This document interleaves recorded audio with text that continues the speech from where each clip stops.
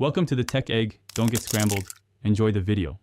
In this video, I will explain how to make kombucha second fermentation. To begin, understand that this step is where your plain kombucha transforms into a fizzy, flavorful drink. You'll be adding fruits, juices, or spices to your fermented tea, then sealing it in bottles.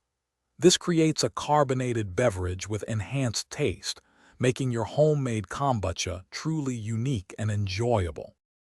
Selecting your flavorings is the most exciting part of second fermentation. You can use about 1/4 to 1/2 cup of fruit per 16-ounce bottle, or a few tablespoons of juice. Experiment with combinations like berries and ginger, or apple and cinnamon. Ensure your bottles are designed to withstand pressure, like swing-top bottles, to prevent any accidents during carbonation. Once your flavorings are in, carefully pour your first fermentation kombucha into the bottles, leaving a small amount of space at the top.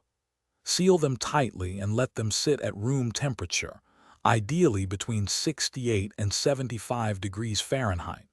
Check for carbonation after 1 day and continue for up to 3 days, burping them daily to prevent overcarbonation.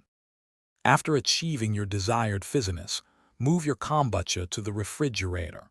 This cold temperature stops the fermentation process, preventing further carbonation and preserving your delicious flavors.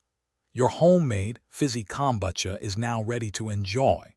Remember to check the description below for a link to the new Kindle Paperwhite, perfect for reading anywhere, as well as other great deals you won't want to miss.